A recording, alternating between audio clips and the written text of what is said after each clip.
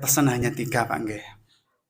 Panjenengan Bapak Ibu yang merasa nasihatnya sulit diterima anak-anak, yang belum terlalu akrab, dekat, hangat dengan anak-anak, perhatikan 3 poin ini, praktekkan nanti ya. Yang pertama, kalau ingin dekat sama anak, jangan pernah memutus kesenangannya Pak. Yang kedua, Pak, Bu, ayo sama-sama belajar. Masuklah pada saat anak merasa perasaannya itu hampa. Yang terakhir, Pak, Bu, mulai sekarang sepulang dari sini, ayo sama-sama belajar. Jadilah orang tua yang paling bahagia ketika mendapati anaknya sedang sukses, berhasil, bahagia dalam hal apapun.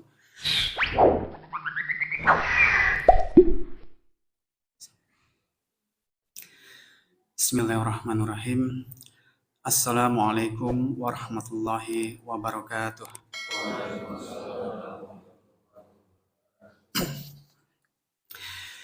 Alhamdulillahirabbil alamin. Wassalatu wassalamu ala nabiyyina Muhammadin wa ala alihi wa ashabihi ajmain. Bapak Ibu, saudara-saudariku semuanya yang semoga betul-betul Allah limpahkan kesehatan bagi panjenengan semuanya. Betul-betul Allah limpahkan keberkahan kepada keluarga kita semuanya. Karena kalau Allah sampun paring berkah dalam apapun yang kita jalani, dalam apapun yang kita geluti, kaitannya dengan tema hari ini adalah masalah keluarga. Insya Allah nanti setiap kenakalan dari anak-anak kita, setiap pola tingkah yang sekarang ini makin hari makin kesini makin unik, ini akan Allah bimbing. Kita akan dibimbing, diberikan petunjuk, sehingga kita lebih mudah dalam menyikapi dan menyelesaikan permasalahan yang ada. Nah, Bapak Ibu, saudara-saudari semuanya yang dirahmati Allah, sudah cukup lama nggih untuk kita tidak bersua, tidak berjumpa. Sudah beberapa bulan terakhir ada masa yang cukup panjang kita jeda untuk tidak melanjutkan tema-tema parenting kita. Alhamdulillah hari ini Allah masih mampukan saya, panjenengan semuanya untuk rawuh di majelis ini, untuk kembali kita melanjutkan sama-sama belajar bagaimana menjadi orang tua yang baik, yang bisa mendampingi anak cucu kita untuk tumbuh kembang menjadi anak-anak yang soleh, anak-anak yang kiprahnya, manfaatnya besar untuk umat nantinya, dan mereka untuk terus bertumbuh di dalam kebaikan. Nah, kalau di masa-masa sebelum ini kita sudah sama-sama saling belajar, kita sama-sama belajar untuk memunculkan sebuah kesadaran bahwasanya ternyata apapun yang terjadi di anak cucu kita selama ini, segenap kenakalan dan pola tingkahnya, itu tidak jauh-jauh dari pola asuh, pola didik yang pernah kita berikan ke anak cucu kita. Kemudian selanjutnya kita juga sudah sama-sama saling belajar bahwasanya sebelum kita berharap Allah mengkaruniakan anak-anak yang soleh, kita latihan dulu, kita belajar dulu untuk menjadi orang tua yang soleh. Sehingga kita pantas, layak untuk Allah hadiahi anak-anak yang soleh, anak-anak yang bermanfaat. Nah, kali ini kita akan membahas lebih menukik lagi. Kalau pertemuan-pertemuan sebelumnya kita masih dalam tataran menata ulang mindset kita dalam bentuk konsep-konsep yang perlu dipahami terkait parenting. Nah, mulai hari ini dan pertemuan-pertemuan ke depan kita akan mulai banyak belajar tentang praktek. Jadi mulai hari ini kita akan belajar penerapan ilmu parenting ini seperti apa nanti kalau di rumah. Nah, tema besar kita untuk pertemuan hari ini dan juga pertemuan-pertemuan ke depan, ini Pak Yudan pinter banget kalau paring istilah-istilah ini ya menarik sekali. Jadi tema kita, anakku sayang, bangkitlah. Nah ini nggih, tema kita hari ini, tema besar kita yaitu anakku sayang, bangkitlah. Nah, kira-kira arah pembicaraan kita kemana? Kok kita mulai belajar bagaimana mendampingi anak-anak kita untuk bangkit? Memang bangkit dari mana? Bangkit dari kondisi apa?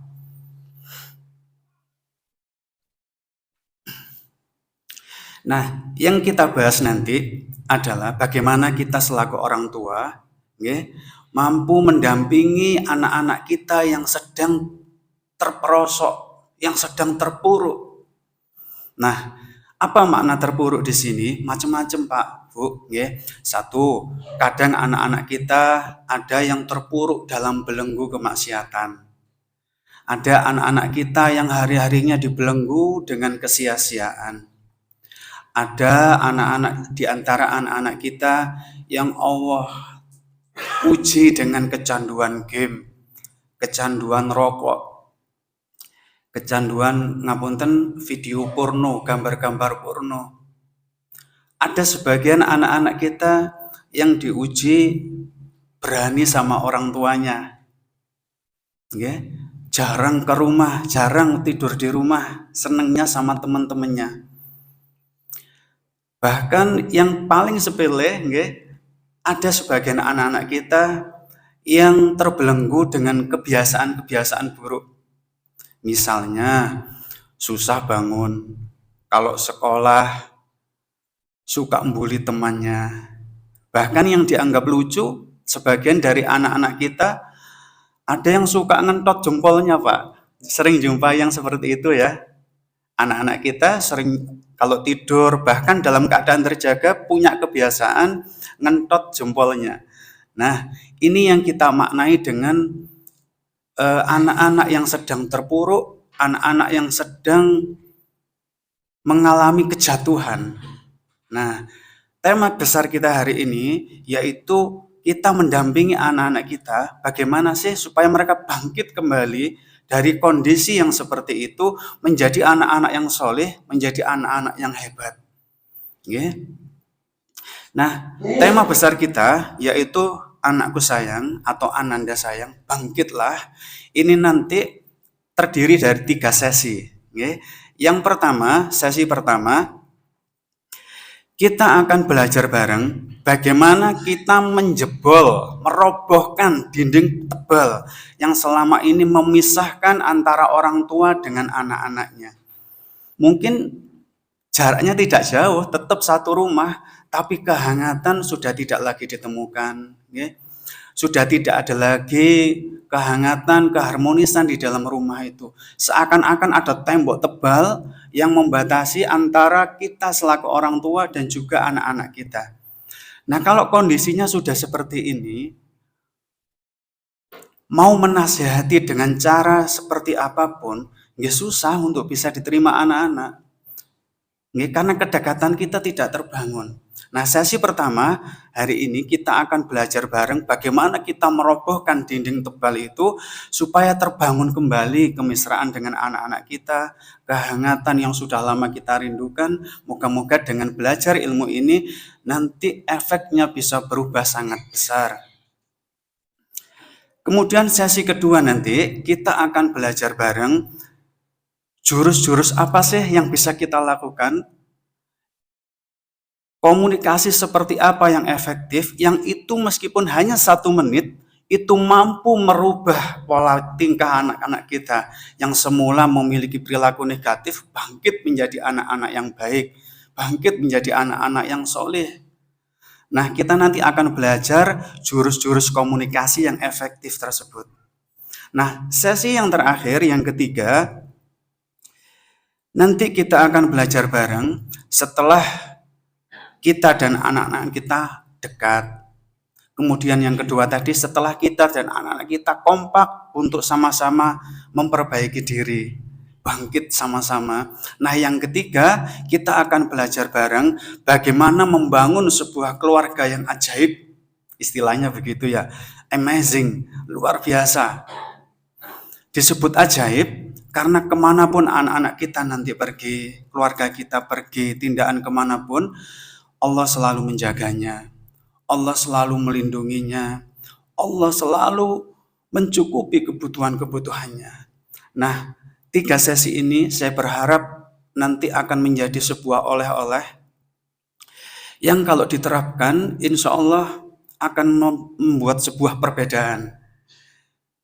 Baru malam kemarin, sekitar jam 8-an, itu ada salah satu ustadzah kita di Ma'had Al-Um, itu yang memberikan sebuah kabar yang membuat mata ngantuk menjadi ngelilir kembali. Apa itu? Selama ini yang menjadi PR-PR sulit para pengajar ustadzah kita di Ma'had Al-Um, mengatasi anak-anak yang Down syndrome, anak-anak yang hiperaktif. Kalau sudah sampai kita mengibaratkan di Al-Um itu punya penjara, Pak. Karena anaknya kalau tidak dimasukkan di situ gitu, muter aja di kelas, nggak anggut temannya. Kemudian ada yang ngapunten sangat lemot cara belajarnya. Alhamdulillah dengan menerapkan metode-metode yang hari ini akan kita pelajari dan pertemuan-pertemuan ke depan, perubahannya itu sangat cepat. Jadi para asatidz tadi kemarin malam itu memberikan video, memberikan foto, memberikan testimoni, ternyata jurus-jurusnya ampuh, Ustaz. Ini alhamdulillah banyak perubahan untuk Ananda A, Ananda B ini. Nah, inilah yang nanti saya berusaha semampu saya untuk menularkannya kepada panjenengan semuanya, nggih. Jadi ini pengalaman dari terapi-terapi yang kita lakukan baik di klinik maupun di ma'had. Nanti semoga dengan bekal yang sedikit ini bisa menjadi senjata bagi kita selaku orang tua untuk dandani perilaku anak-anak kita supaya yang tadinya memiliki perilaku yang kurang baik, yang menyimpang, yang negatif, bangkit menjadi anak-anak yang soleh dan anak-anak yang baik. Okay. Kalau dalam istilah bahasa manajemennya, itu kita akan belajar sebagai seorang tua, good to great, good to great. Dari orang tua yang bagus menjadi orang tua yang hebat, menjadi orang tua yang luar biasa, menjadi orang tua yang amazing. Wow. Begitu ya. Jadi jangan puas hanya cukup menjadi orang tua yang baik, tapi jadilah orang tua yang hebat. Karena sisa umur kita, kalau kita hiasi pendekatan dengan keluarga kita seperti itu akan menjadi warisan, akan menginspirasi anak-anak kita untuk nanti terus berkembang seperti abinya, seperti uminya. Nah itu, jadi yang dimaksud good to great, dari orang tua yang, dari anak yang biasa menjadi anak-anak yang hebat, yaitu dari anak-anak yang pernah jatuh terjerembab dalam kemaksiatan, dalam kesia-siaan, dalam prestasi yang tidak pernah terpikirkan, KO-nya begitu ya, bangkit menjadi orang-orang yang solih, bangkit menjadi orang-orang yang luar biasa, kiprahnya kelak di masyarakat. Itu yang kita tuju dari pembelajaran parenting hari ini. Ingat, mulai hari ini kita akan belajar praktek. Jadi dicatat bagi yang bawa kertas, diingat-ingat bagi yang punya ingatan seperti Imam Syafi'i.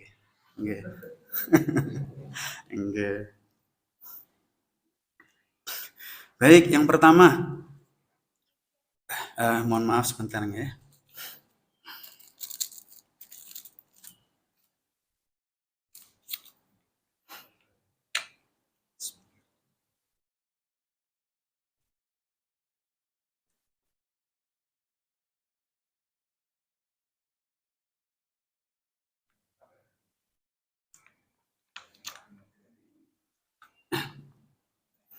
Baik, sesi pertama ini saya awali dengan sebuah pertanyaan. Apakah pernah bapak-bapak yang hadir di sini, yang rawuh di tempat majelis ini, atau ibu-ibu yang di belakang sana yang cukup khusyuk mendengarkan, pernah enggak Pak di rumah itu merasa nih, kalau nasehatin anak-anaknya, itu rasanya seperti nasihat kita itu masuk hidung kanan, keluar telinga kiri. Ada yang merasa seperti itu, Pak? cerewet berkali-kali, ngomel berkali-kali, nasehatin berulang-ulang, tapi rasanya itu mboten ada efeknya, tidak ada dampaknya. Seperti masuk lubang hidung kanan, masuk keluar telinga kiri.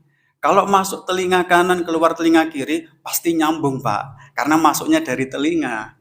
Karena telinga sudah dirancang, apapun yang didengar pasti direspon oleh saraf di otak.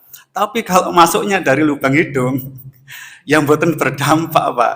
Itu efek kalau panjenengan merasa nasihat-nasihatnya tidak pernah digubris, tidak pernah dengar oleh anak-anak kita.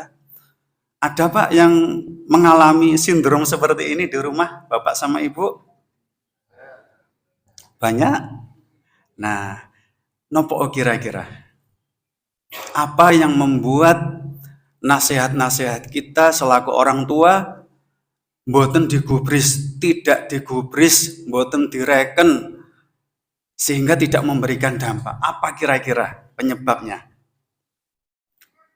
Padahal sudah didalili semuanya, nggih. Al-Qur'annya keluar, hadis-hadisnya keluar. Nasihat yang semula lembut menjadi ngotot sampai kasar pun tidak berdampak. Sampai sebagian ibu-ibu pada saat konseling di tempat kami, mau diapakan lagi Pak anak saya ini, sampai frustasi saya. Dikasih cara yang lembut, mboten direken. Dikasari, pancet mawon. Sampai bapak nempeleng, pegel, nggak ada perubahan sama sekali. Apa kira-kira penyebab utamanya, Pak, Bu?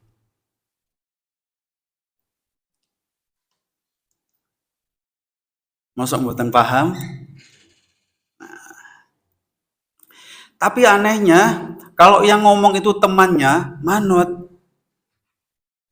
Kalau yang ngomong, yang nasehatin itu temen cangkruknya di warkop-warkop, manut. Apa kira-kira penyebabnya? Kedekatan, napa malih? Maksudnya kedekatannya kurang ya tentu Pak. Nggih, ini Mbah Kong ini sampun pengalaman kelihatannya ya. Jawabannya mantap. Apalagi yang membuat nasihat-nasihat kita tidak pernah berdampak, nggak direken sama anak-anak kita.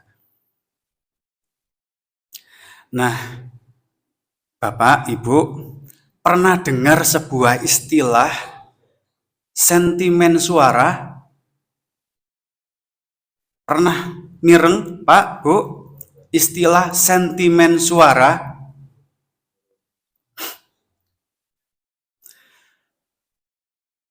Misalnya bapak-bapak rapat, di situ yang ngecuprut banyak ngomong adalah orang yang jenengan mangkel sama dia. Pada saat ngetuprus nah orang tersebut benar, yang diucapkan itu benar, jenengan bisa ndak nerima omongannya yang benar tadi? Susah nih Pak. Padahal yang diomongkan benar. Tapi kenapa kita nggak bisa legowo nerima omongan itu? Karena jenengan ada sentimen dengan orang itu. Di masa lalu jenengan punya luka batin, mangkel sama orang tersebut. Nah, kaitannya sama parenting tadi, kembali ke sini. Apa maksudnya sentimen suara?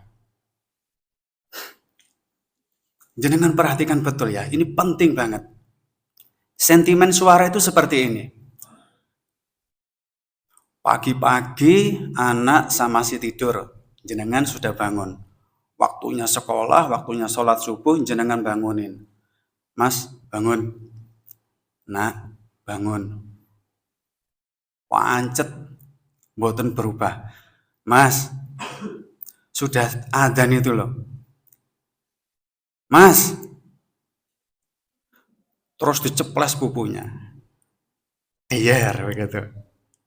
Atau dicetot sama ibu-ibu. Bangun mas, sudah mau komat itu loh.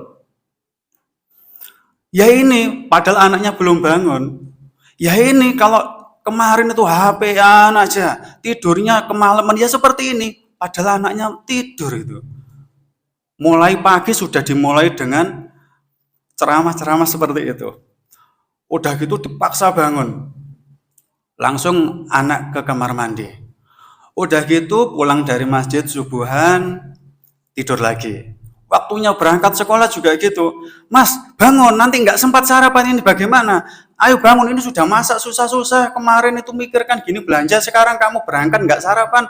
Wah, sudah seperti itu. Nanti pulang sekolah, langsung pakai HP main game. Nah, baru juga datang, tekodok langsung HP-an. Kamu ini mau jadi apa? Ya ini yang bikin kamu tambah nggak bener sekolahnya. Hari-harinya seperti itu, marah-marahin anak, ngomel-ngomel sama anak.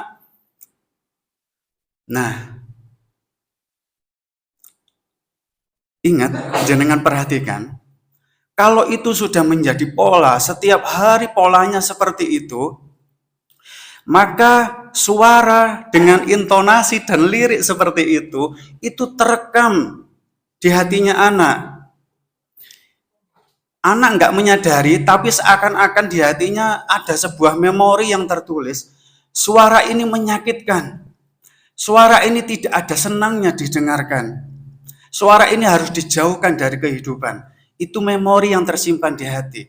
Karena suara ibunya, suara abinya selalu seperti itu. Nah, ketika sudah terpatri, terinstall di dalam hati seorang anak, suara dengan nada seperti ini tidak perlu diterima. Semuanya menjengkelkan. Itu rekaman. Nah, suatu saat, suara yang tadinya selalu marah-marah dan terekam sebagai suara yang menjengkelkan, suatu saat suara ini memberikan nasihat. Nah, belajar yang rajin supaya kamu nanti prestasinya baik, menjadi anak yang hebat. Apa kira-kira respon hati anak ini? Meskipun dia tidak batin, dia tidak menyadarinya. Hatinya memberikan sebuah respon. Ini suara yang jengkelkan tadi, orang perlu didengarkan. Oke? Ini sentimen suara.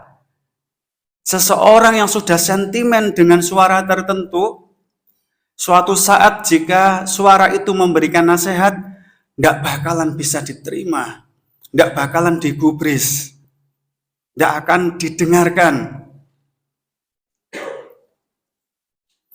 Nah, ayo coba mikir, mulai ketahuan kenapa nasihat-nasihatnya tadi tidak pernah dengerin anak-anak, Bapak Ibu. Sedikit saya bocorkan, semoga suatu saat Allah mudahkan kita belajar lebih detail terkait ini, nggih. Jadi di kepala kita ini ada otak, nggih, otak. Ini tujuannya Allah menciptakan otak ini ketika ada informasi masuk, entah yang panjenengan dengar melalui telinga, entah yang panjenengan pandang, panjenengan lihat melalui penglihatan, itu diproses oleh otak ini. Saraf-sarafnya ada di sana. Nah, di brainstem, di batang otak kita yang di bagian leher agak ke atas ini, ada yang namanya RAS, Reticular Activating System. Ini tujuannya adalah, atau bahasa kita adalah area kritis. Tujuannya adalah untuk mengkritisi segala sesuatu sebelum info yang sudah diterima otak tadi dikirim ke hati, ke kolbu panjenengan. Di hati itu tersimpan semua memori panjenengan mulai bayi procot sampai detik ini. Semua terekam detail. Makanya jangan heran sebagian kalau jenengan, meskipun ini tidak perlu dicontoh tujuannya, nggih, sebagian kalau panjenengan pas mirsani orang-orang yang dihipnotis, nggih, acara-acara di TV, itu entah kenapa orang yang dihipnotis itu sakit cerita detail banget. Hari kejadiannya, di situ ada siapa, kemudian lingkungannya kayak apa, bahkan umpama ditanyakan saat itu di kamarmu catnya warna apa, itu bisa jawab semuanya, terekam detail. Kemudian di hati itu juga tempatnya tersimpan emosi-emosi kita. Di sana juga tersimpan kebiasaan-kebiasaan kita, baik kebiasaan buruk ataukah kebiasaan baik. Nah, misal Saya mendapatkan pelajaran nih, 1 tambah 1 sama dengan 2. Dulu kan gitu kita waktu belajar si kecil nggih. Itu awal pertama mendengar istilah 1 ditambah 1 sama dengan 2 diterima oleh otak, karena di hati belum ada, masih kosong, belum ada input terkait hal tersebut, sama area kritik tadi, reticular activating system, itu diterima, kemudian tersimpan di hati. Sampai hari ini, kalau ditanya 1 tambah 1 pasti 2. Nah, misal di majelis ini saya ngajari panjenengan, Pak, Bu, 1 tambah 1 sama dengan 3. Tanpa disadari prosesnya sangat cepat, jenengan dengarkan, jenengan melihat saya ngomong 1 tambah 1 3. Tapi karena di kolbu kita tadi sudah ada memori sebelumnya, kalau 1 tambah 1 itu 2, maka sebelum memasukkan input 1 tambah 1 sama dengan 3 ke hati, reticular activating system atau area kritik tadi tanya ke hati, hei, ada info nih, 1 tambah 1 itu 3. Pripun? Diterima mboten? Diterima ndak? Wahai kolbu. Terus kolbu memberikan jawaban, itu salah. Yang benar 1 tambah 1 itu 2. Maka ndak perlu diterima. Nah, sehingga itu nggak bisa jenengan terima meskipun saya ngotot 1 tambah 1 itu 3. Tetapi jenengan lihat kalau orang-orang yang dilakukan hipnotistik ya untuk pertunjukan ya, itu ketika dihilangkan memori lama, kalau 1 tambah 1 itu sama dengan 2 dihilangkan, dihapus. Nah, kemudian saat itu jenengan matur ngajari, Pak, 1 tambah 1 itu 3. Nah, jenengan percaya dan nerima. Bahkan jenengan mungkin debat sama orang lain, wani mati begitu, kasarannya begitu. Nah, ini saya ceritain untuk supaya jenengan bisa memahami. Kalau yang tersimpan di memori anak itu lebih dulu dan lebih sering, lebih intens adalah suara umiknya, suara abinya itu diterima sebagai memori yang menjengkelkan, karena yang dominan hari-harinya suara jenengan selalu marahin, ngetuprus yang enggak manfaat, terus ngeritisi anak, ngejas anak. Nah, suatu saat ketika jenengan paring nasihat yang bermanfaat, area kritikalnya tadi, reticular activating systemnya itu tanya ke hati, ada info nih, nasihat. Diterima ndak? Hati jawab, ndak.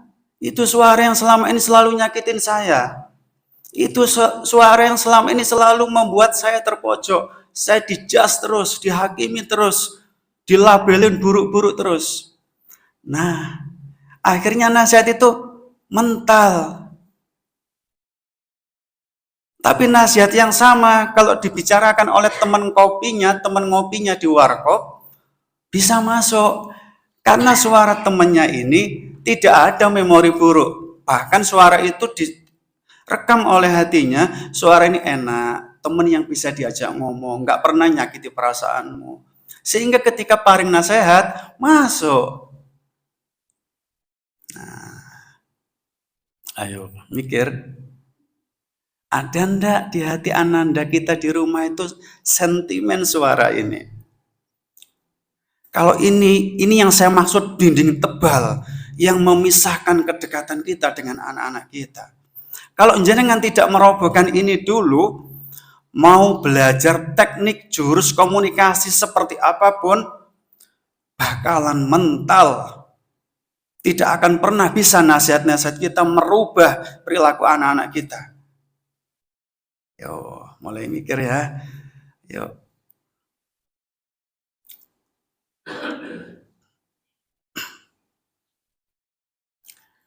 Ngapunten.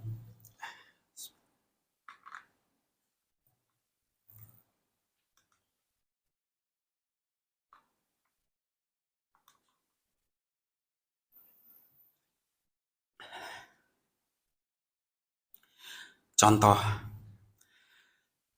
pernah ada seorang ibu datang ke tempat kami membawa putrinya, tapi tidak disertai bapaknya. Bapaknya mboten derek, tidak ikut.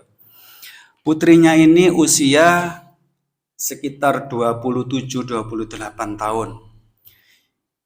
Ibunya bermaksud membawa ke tempat kami, Ustadz minta tolong diruqyah anak kami ini. Masa usianya sudah umur 27, umur 28, kok belum juga dapat jodoh. Kalau kalau bahasa kita di luar nggih, pacaran putus. Pacaran agak serius putus lagi, dan itu berkali-kali.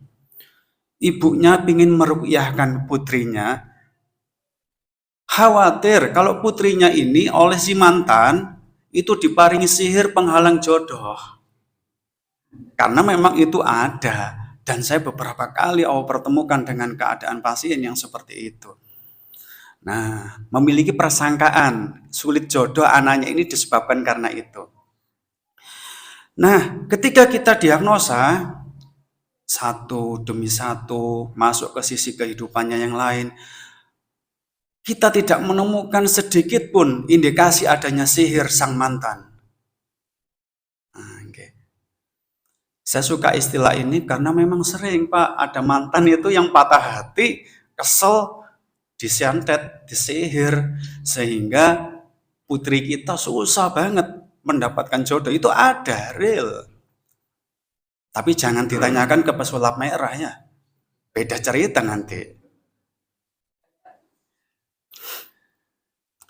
Nah, ternyata setelah diagnosa non medis tidak ada indikasi ke sana, kita masuk ke diagnosa secara psikologinya, psikisnya kita lakukan diagnosa.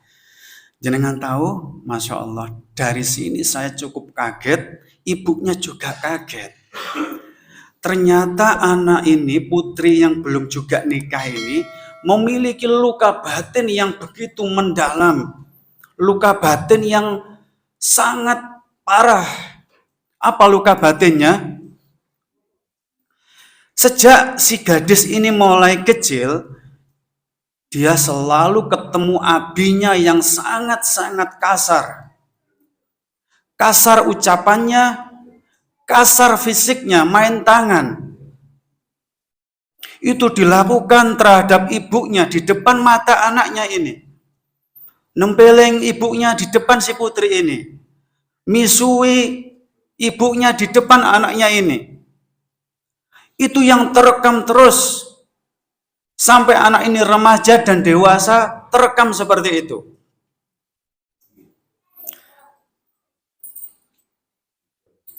Jenengan paham kenapa anak ini pacaran putus.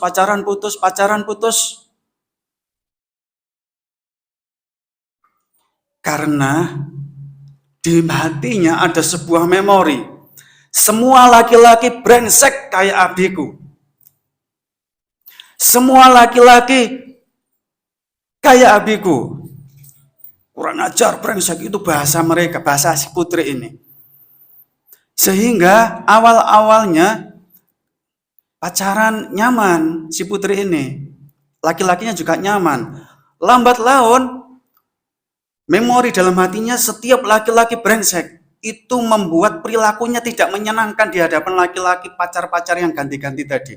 Sehingga pacarnya meninggalkan lagi. Nah, sehingga yang kita lakukan bukan meruqyah pasien ini, tapi memberikan terapi pada psikisnya untuk menetralkan perasaan negatif ke abinya tadi. Okay? Nah, abimu ini mungkin dulu tidak pernah belajar parenting. Tertawa mereka. Tidak pernah hadir di Langgar Kidul. Hadirnya di Langgar Wetan. Okay. Nah, sehingga dia tidak bisa memahami tengkarnya suami istri itu berdampak ke anak-anak. Kasarnya omongan itu terekam berdampak ke anak-anak. Nah, sehingga kita bimbing untuk bisa legowo memaafkan abinya. Dan alhamdulillah saat itu ketika saya coba minta dia memandangi foto abinya, membayangkan abinya, itu udah tidak ada rasa mangkel lagi. Sebelumnya, kalau lihat foto abinya itu marah-marah sekali. Marah, wajahnya berubah. Nah, terakhir kabar-kabar, alhamdulillah si putri ini sudah menikah. Ya. Nah, dampaknya sampai sejauh itu loh. Kalau kita tuh kasar, keras.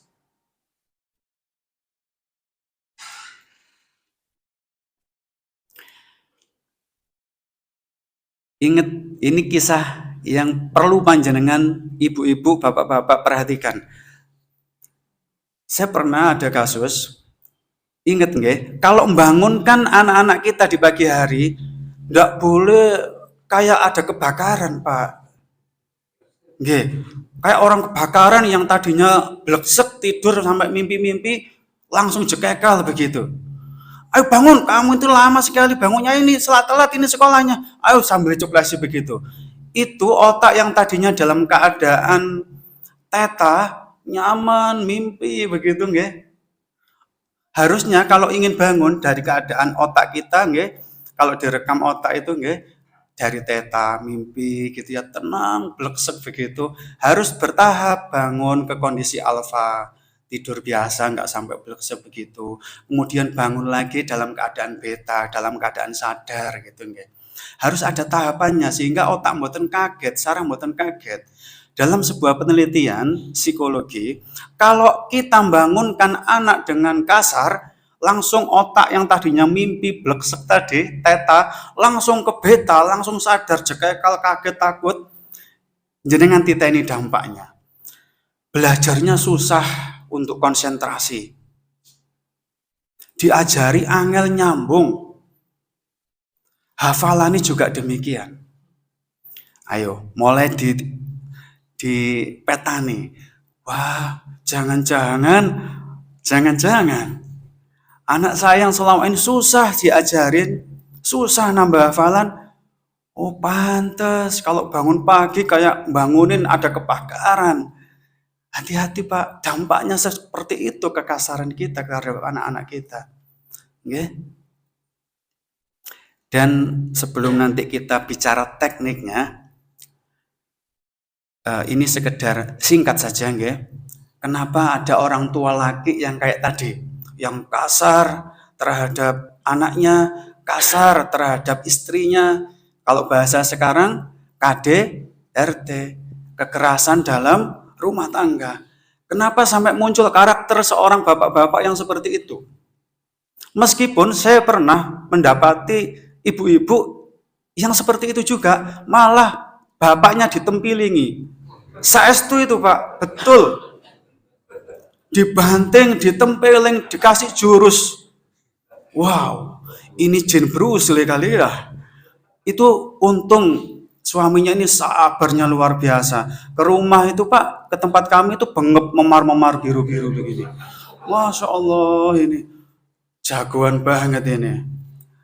Kemudian saya minta untuk menghadirkan Habib Nurmagomedov ya, supaya diajari. Nggih. Kenapa ada sampai orang yang sampai KDRT, kekerasan dalam rumah tangga seperti itu? Jenengan akan kaget kalau pada saat diagnosa, rata-rata yang sering main tangan seperti itu masa kecilnya selalu diginiin sama orang tuanya. Jatuh anaknya, jedar. Ayo bangun, laki-laki kok nangis, cengeng. Ayo bangun. Wah, gitu.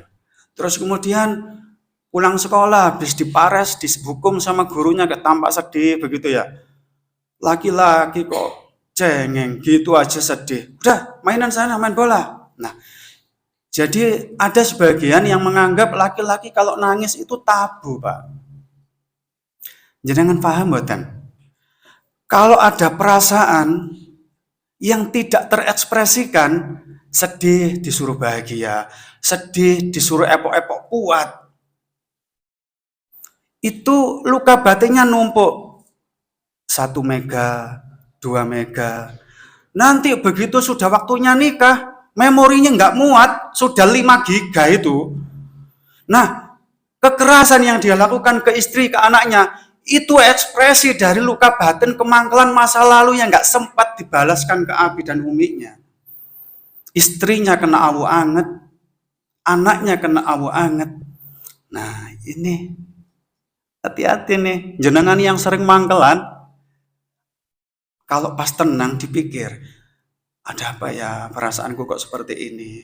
Jenengan akan jumpai itu adalah pola asuh yang terjadi saat jenengan kecil, remaja, sampai akhirnya dewasa. Semua terbentuk dari sana. Nah, yo, mulai seru pembahasannya ya. Ayo, sambil dipikir.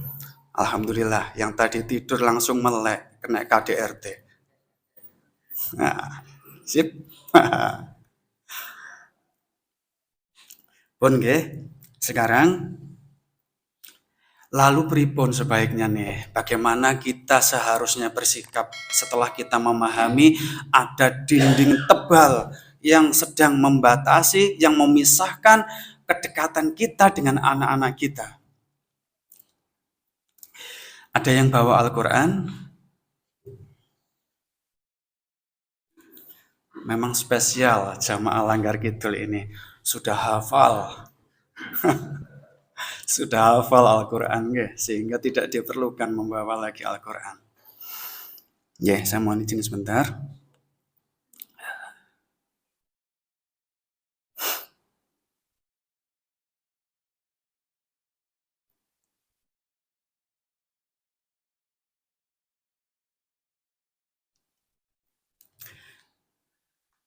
Mohon maaf.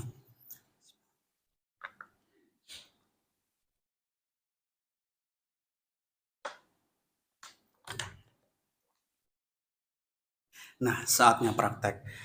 Lalu bagaimana nih agar kedekatan kita selaku orang tua sama anak-anak kembali terjalin dengan baik? Panjenengan buka Al-Quran, ya, di surat Al-Imran, surat yang ketiga,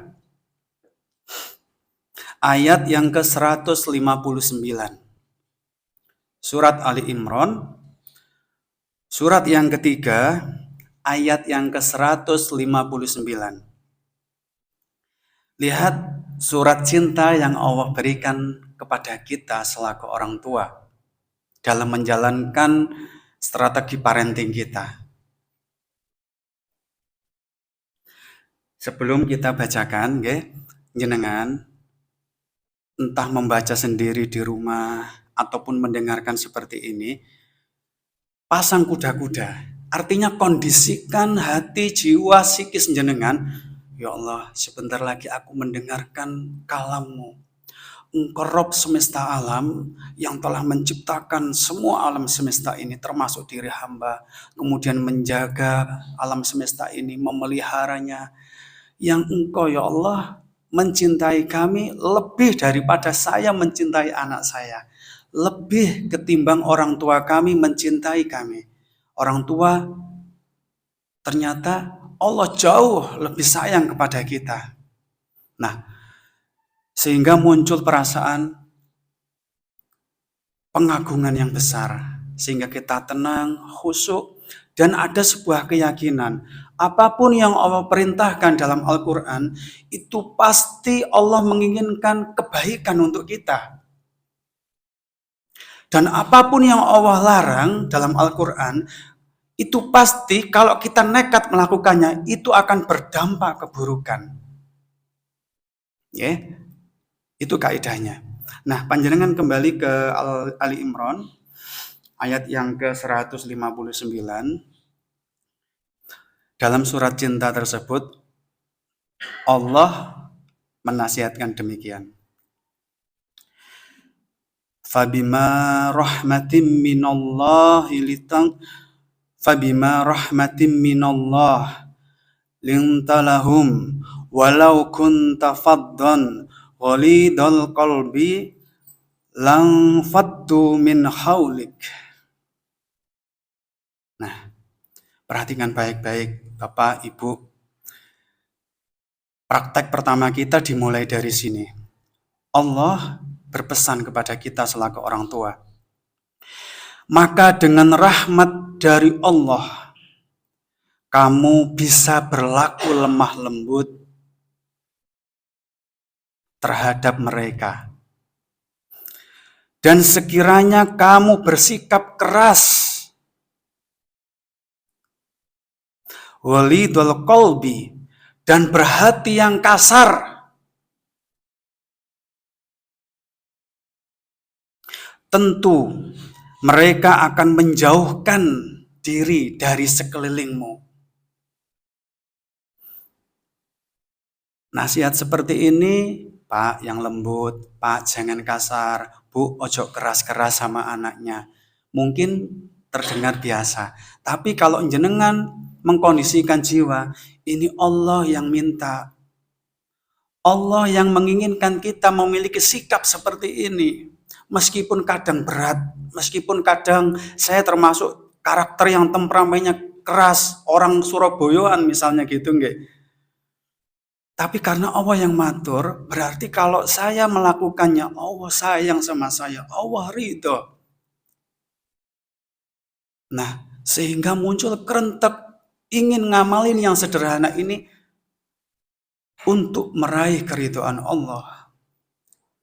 Kalau mendengarkan Al-Quran disertai pengagungan seperti ini, akan masuk di hatinya dengan Pak, Bu. Nah, di ayat ini nggih, Allah pingin panjenengan selaku orang tua bersikap yang lembut. Dan Allah ingin jangan sampai kita selaku orang tua kasar, keras terhadap anak-anak kita. Nah, sekarang ayo kita lihat bagaimana guru-guru kita memberikan nasihat terkait ayat tadi. Sekarang kita lihat di lembaran-lembaran Majmu' Fatawa, Syekh Abdul Aziz bin Baz rahimahullah menyampaikan nasihat seperti ini. Coba Bapak Ibu didengarkan yang baik ya. Syekh bin Baz nasihati kita seperti ini. Zaman ini adalah zamannya untuk berlemah lembut,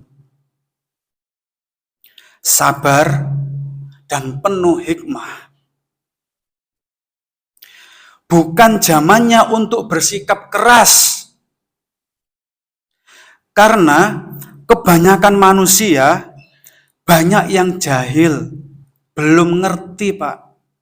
Banyak yang lalai. Dan banyak yang lebih mementingkan urusan-urusan dunia. Oleh karena itu, kita harus bersabar dan lemah lembut sehingga dakwah ini bisa tersampaikan kepada manusia. Nah, itu nasihat dari Syekh bin Baz. Kemudian kita lihat bagaimana Syekh Muhammad bin Shalih Al-Utsaimin di dalam Syarah Al-Mumti' ada nasihat yang serupa dan ini sangat indah. Syekh Utsaimin matur ngeten, hendaknya para penuntut ilmu, kita ini Pak ya, memperingatkan manusia. Namun haruslah dengan lemah lembut, karena kebanyakan manusia jika diingkari sesuatu yang sudah menjadi kebiasaan mereka, akan lari menjauh. Akan tetapi, jika mereka didatangi dengan cara yang hikmah dan lembut, mereka akan menerima. Nah, ini nasihat dari Al-Quran, datang langsung dari Allah Rabbul Alamin, dan guru-guru kita memperjelasnya dengan lebih detail dan rinci. Betapa pentingnya kita menyikapi istri, suami, dan anak-anak kita dengan kalem, lembut, penuh hikmah. Jangan dengan kekasaran, jangan dengan kekerasan. Oke. Nah, apa cirinya nih kalau anak-anak kita itu sudah dekat, sudah raket, sudah terbangun kembali kedekatan itu? Apa cirinya? Sederhana nggih. Jenengan angen-angen Bapak sama Ibu, kalau anak-anak kita menghadapi sebuah masalah, duka sekolahnya, entah masalah pergaulannya, itu kok curhat ke bapak, curhat ke ibu, itu cirinya kalau anak-anak itu nyaman deket dengan panjenengan semua. Mungkin Mbah Kung sudah sangat pengalaman, sudah melihat banyak generasi. Nggih. Nah, orang-orang atau anak-anak itu yang merasa nyaman dengan abinya, umiknya, itu kalau ada masalah itu curhatnya ke orang tuanya. Nah, sekarang coba diangan-angan. Selama ini, anak-anak kalau punya masalah dengan teman-temannya, punya masalah dengan sekolahnya, dengan belajarnya, curhatkan jenengan, Pak. Ibu-ibu, curhatnya kan jenengan?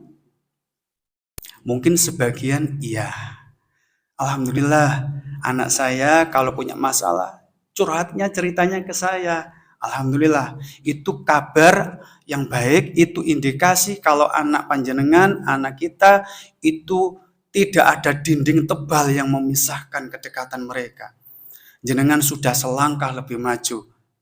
Kalau sudah dekat, nanti di sesi berikutnya kita akan belajar jurus-jurus komunikasi yang meskipun cuma 1 menit itu bisa memberikan daya ubah yang luar biasa ke anak-anak kita. Tapi kalau belum terbangun kedekatan, jangan kesusu belajar komunikasi yang persuasif, teknik komunikasi yang bagus, yang efektif, akan mental. Karena tadi ingat ada sentimen suara di hati anak-anak kita.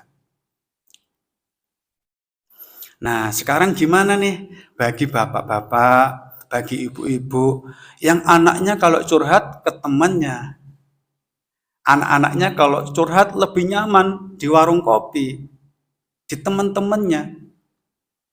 Tapi sama kita jauh, kita hanya ngasih ngasih uang saku, ngasih pulsa untuk beli kuota, itu aja kita selaku orang tua.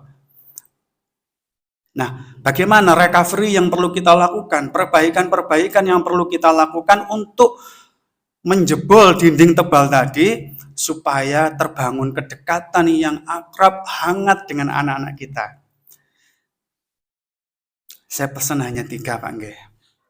Panjenengan Bapak Ibu yang merasa nasihatnya sulit diterima anak-anak, yang belum terlalu akrab, dekat, hangat dengan anak-anak, perhatikan 3 poin ini, praktekkan nanti ya.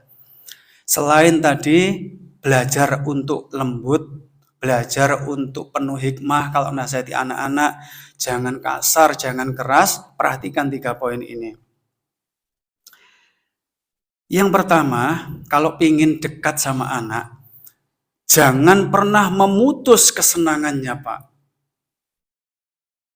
Saya ulangi, jangan pernah memutus kesenangannya, Pak. Contoh,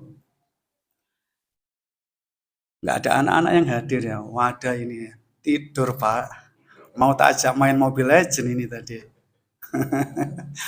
Mainan Minecraft ya. Nah, jenengan kenal enggak dengan Minecraft, Mobile Legends dan lain-lain? Sudah kenal ya. Nah, misal nih, anak kita lagi main game, entah Mobile Legends, Minecraft atau lainnya. Apa yang biasanya jenengan lakukan untuk menghentikannya? Gimana, Pak? Game terus aja, pulang sekolah nggak istirahat, HP langsung dipegang, main game. Udah dihentikan. Sana tidur, sana makan, sana ke masjid. Itu yang sering ya kita lakukan ya. Bapak-bapak, ibu-ibu, ingat meskipun jenengan baik niatnya, itu yang dimaksud jenengan sedang memutus apa tadi istilahnya kesenangan anak-anak. Kalau itu yang jenengan lakukan, jenengan akan terekam. Abiku pemutus kenikmatan, umiku pemutus kesenangan. Aku nggak nyaman dengan mereka berdua. Nah, kalau di warung kopi sampai subuh temannya nggak ngelarang. Paling sing mangkel bakul kopinya. Cuma sak tumbas sak gelas, melek aneh, mantun isak sampai subuh. Nggih bangkrut bakule, Pak. Paling yang mangkel begitu, bakul kopinya. Nah, supaya tidak memutus kesenangan sang anak, ngeten Pak, Bu. Kalau anaknya mainan game, Mas, mainan apa nak? Mobile Legend, Mi. Oh ya, sudah sampai mana poinnya? Menang apa kalah? Menang ini, Mi. Bagus. Wah iya, ya wes, lanjutin sebentar sampai menang. Nanti 10 menit lagi bantuin Umi nyiram bunga ya, Nak. Nah, ingat? Saya ulangi ya. Anaknya mainan game, Minecraft. Kalau bapak-bapak dulu nggak ada gini, paling Tetris. Noto botong ke. Sampai minus meripati -5 ya Tetris aja. Nah, kalau jumpai anak seperti itu, saya ulangi. Nak, sudah menang belum? Belum, ini lagi seru. Sudah dapat poin berapa? Bagus mana sama kemarin? Ini bagus sekarang. Ya, lanjutin sampai menang ya. 10 menit lagi. Ayo mandi. Setelah itu kita belajar ngerjakan PR yang tadi dapat dari sekolah. Iya, Mi. Nah, ingat, jenengan tidak datang sebagai malaikat pemutus kenikmatan.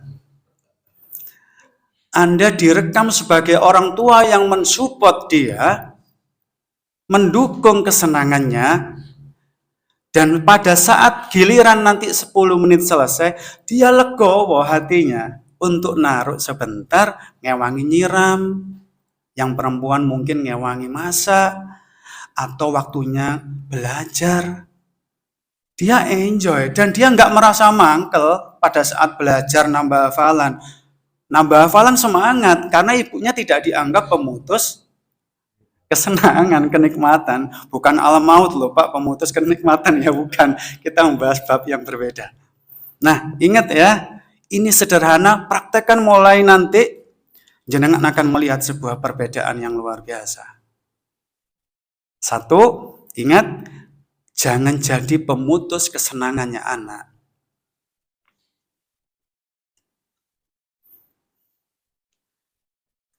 Yang kedua, Pak, Bu, ayo sama-sama belajar. Masuklah pada saat anak merasa perasaannya itu hampa. Apa yang dimaksud perasaan hampa? Perasaan hampa itu sedang galau, sedang sedih, sedang kecewa, sedang putus asa. Siapapun yang masuk pada saat seseorang mengalami perasaan yang hampa, itu seseorang itu akan terekam sangat-sangat kuat di hatinya.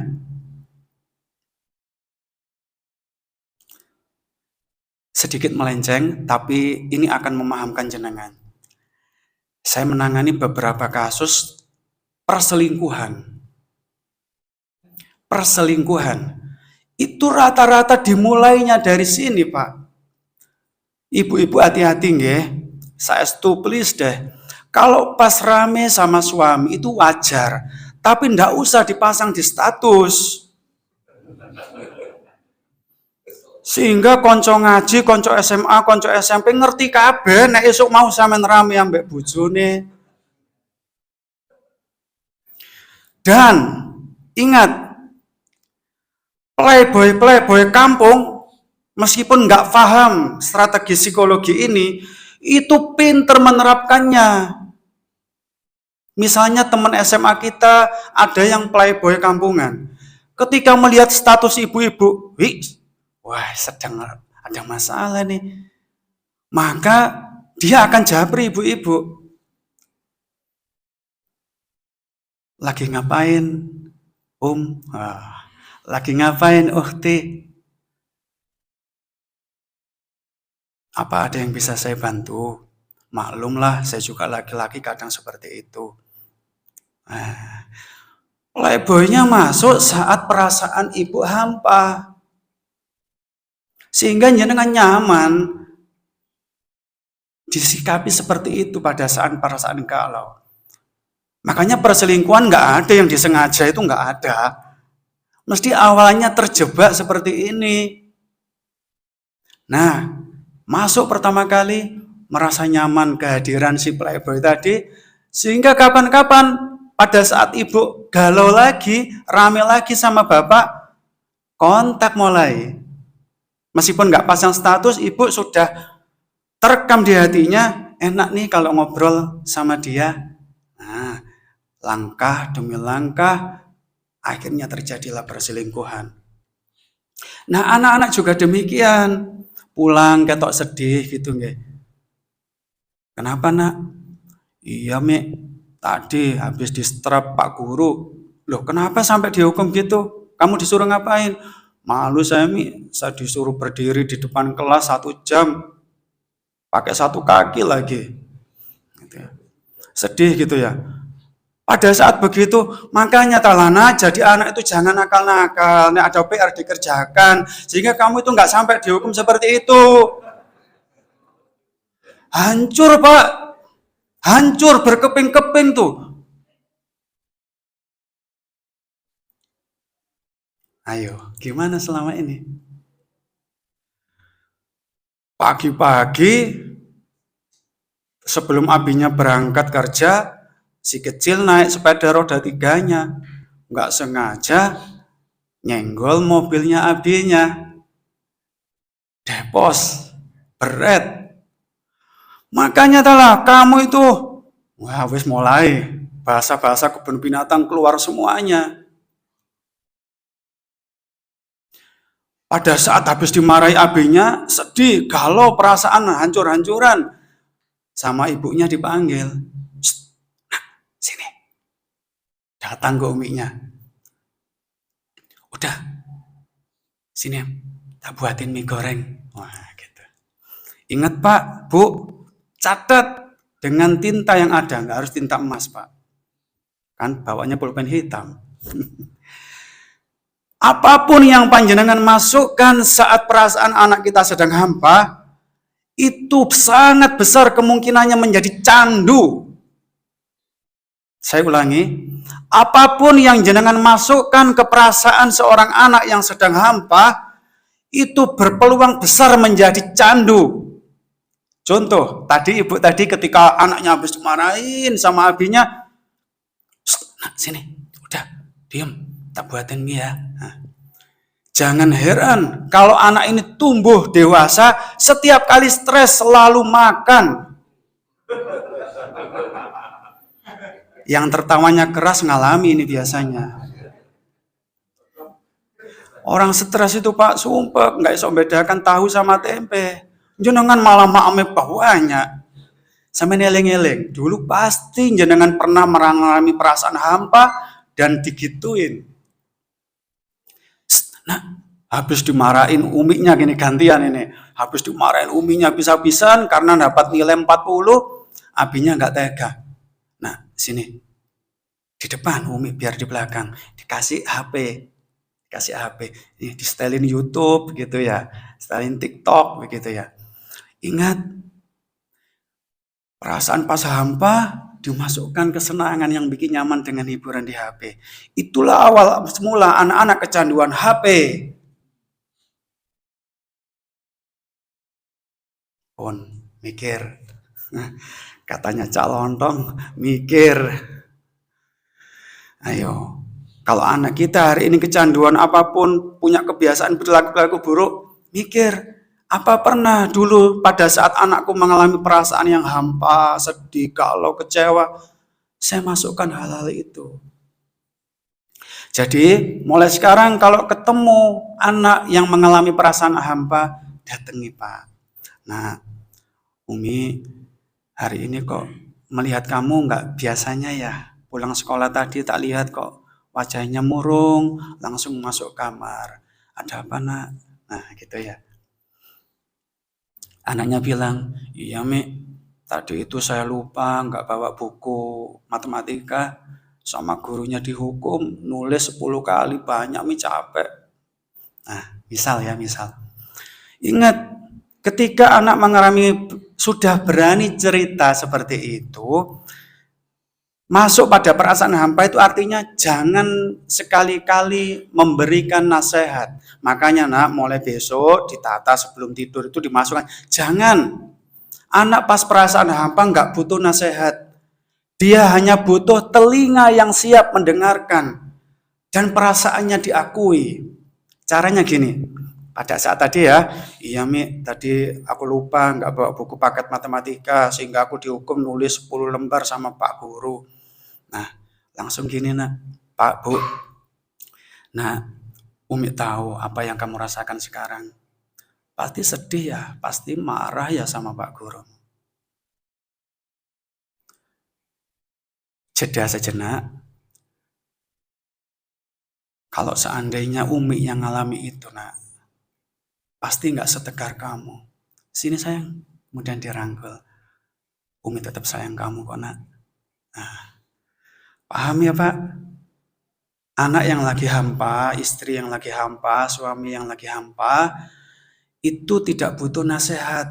Dibutuhkan telinga kita siap sedia untuk mendengarkan keluhannya, curahan hatinya, kesedihannya, lalu ditenangkan, bukan dinasehati dulu. Nah, Abi tahu apa yang kamu rasakan sekarang. Abi bisa mengerti perasaanmu sekarang. Pasti sedih ya habis dihukum berdiri 1 jam dengan 1 kaki. Pasti perasaanmu nggak nyaman dengan Pak Gurumu itu. Abi ngerti yang kamu rasakan. Tapi Abi seneng sama kamu, alhamdulillah. Seandainya Abi yang mengalami ini, pasti nggak sekuat kamu nak, nggak akan setegar kamu. Sini sayang, dirangkul. Abi tetap sayang kamu nak. Nah, itu luka batinnya jadi netral. Jangan siapa gurumu yang menghitung besok Abi ke sekolah. Waduh, tak tuntut. Paham ya? Yang kedua, bapak-bapak, ibu-ibu harus masuk pada saat perasaan anak itu lagi hampa. Itu akan jadi terekam. Bapak akan terekam di hatinya, Abiku nyaman ya, seneng ya. Sehingga nanti kapan-kapan kalau dia punya masalah yang dicari itu abinya. Pulang-pulang sekolah habis bully temannya di kelas, Umi, Abi mana Umi? Ya kalau jam segini ya Abi masih di kantor nak, ngapain sih cari-cari? Mi, teleponin. Nah, itu cirinya anak itu nyaman, kecanduan kalau punya masalah itu pinginnya curhat sama abinya, curhat sama uminya. Karena jenengan mampu masuk pada saat perasaan anak itu sedang hampa. Kalau jenengan tidak seperti ini, nanti giliran dia main di warung kopi, ada apa bro? Nggak tahu tadi di sekolah itu brengsek semua, gurunya begitu, teman-teman yang bully aku, sampai rumah abiku urusannya sendiri-sendiri sama Umi, entah. Udah sini aja santai aja, kenapa dipikirin? Udah sini ngopi bareng-bareng, happy bareng-bareng. Dah, yang tenang kamu. Ini rokok dicoba. Enggak, saya enggak ngerokok. Coba, ini enak. Nanti pikiranmu bisa tenang. Kalau mengalami kegalauan gini, ngincipi rokok saat perasaannya hampa. Itulah masuk menjadi candu rokok. Paham Pak, Bu?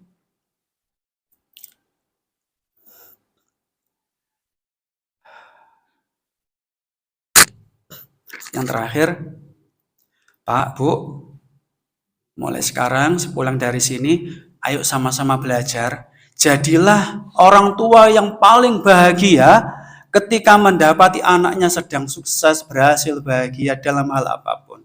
Jadilah orang tua yang paling bahagia ketika mendapati anak-anak berhasil atau sukses dalam bidang apapun. Contoh, anak kita sangat istiqomah, nilainya kalau tidak 30 ya 40. Hari ini 30, besok 40. 41 aja enggak pernah, Pak.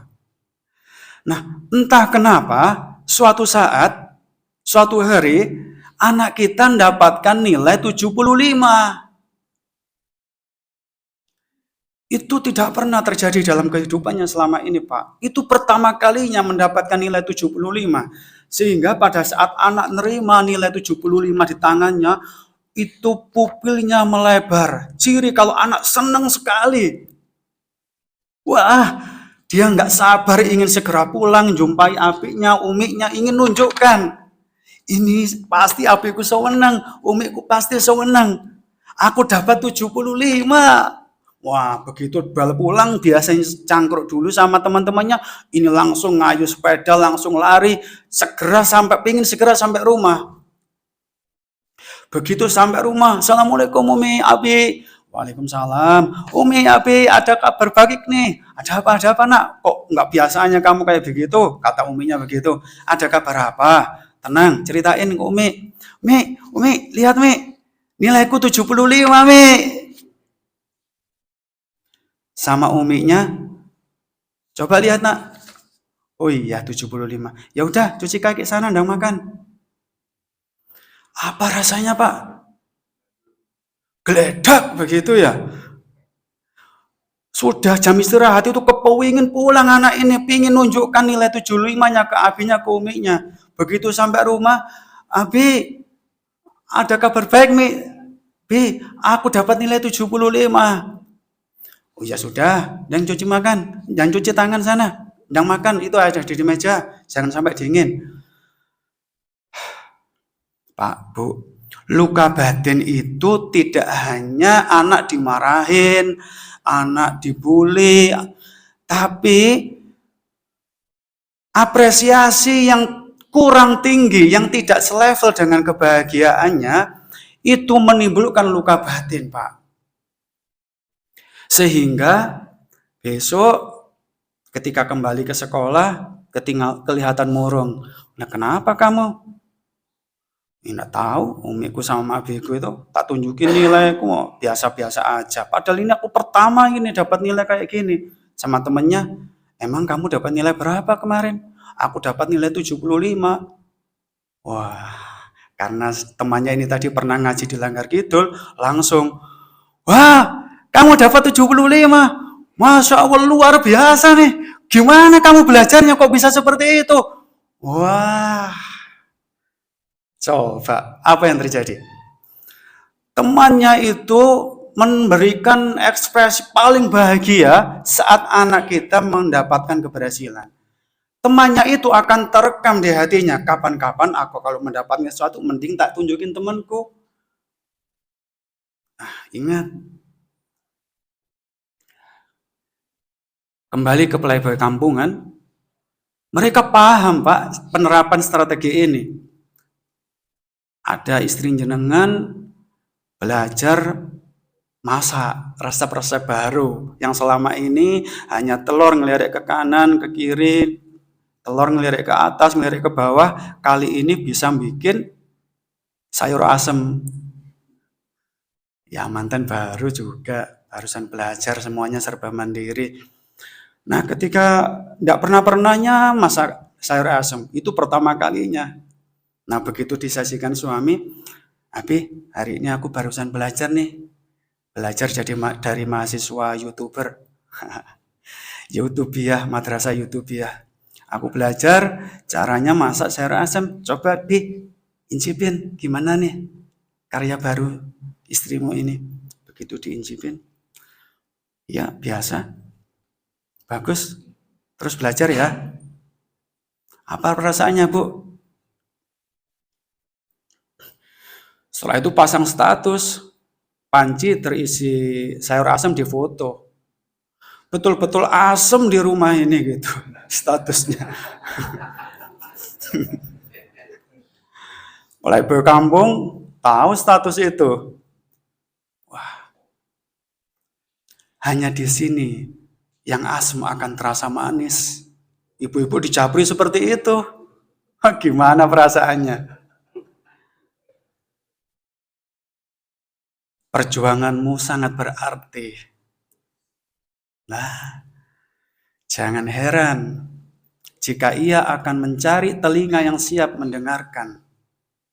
Kalau telinga jenengan tidak dipasang di rumah, akan cari telinga lain yang siap memuaskan perasaannya, emosinya. Nah, lagi-lagi awal perselingkuhan dimulai dari situ. Baik, Bapak Ibu sekalian, itu PR-PR untuk hari ini.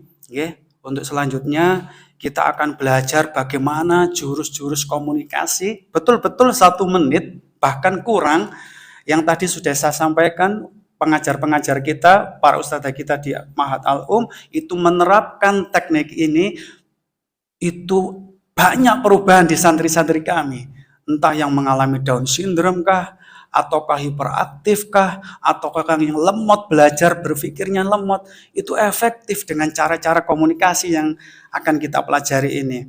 Kemudian jenengan ingat, setelah semuanya terjadi kita akan belajar setelah itu membangun sebuah keluarga yang ajaib, yang sama-sama kompak untuk membangun sebuah keluarga yang ajaib. Ajaib dalam arti dimanapun beredarnya, ngorbitnya anak-anak kita, dulun kemana, mereka selalu dijaga Allah, mereka selalu dilindungi Allah, mereka selalu dicukupi oleh Allah kebutuhan-kebutuhannya. Bukankah kita semuanya merindukan keluarga yang seperti itu, Pak, Bu? Nah, untuk itu tetaplah semangat, tetaplah jangan pernah menyerah ketika menghadapi rintangan-rintangan untuk mendidik anak-anak kita. Jangan pernah menyerah. Insya Allah Allah akan tunjukkan jalan-jalan solusi dari semua problem yang kita hadapi ini. Ingat, kalau jenengan sudah ngambek, sudah mutung dengan semua pola tingkah kenakalan anak-anak kita, ingat Pak, tidak ada lagi yang akan peduli untuk menggandeng tangan anak-anak kita untuk menghadap Allah di surganya nanti. Tidak ada lagi yang sepeduli jenengan. Kalau jenengan sudah putus asa, jenengan sudah mangkel, sudah mutung, nah itulah sebenarnya awal kehancuran anak-anak kita, baik kehidupan dunianya maupun dalam kehidupan akhiratnya. Mari kita tutup dengan doa kafaratul majelis. Subhanakallahumma wa bihamdika asyhadu an la ilaha illa anta astaghfiruka wa atubu ilaik. Assalamualaikum warahmatullahi wabarakatuh.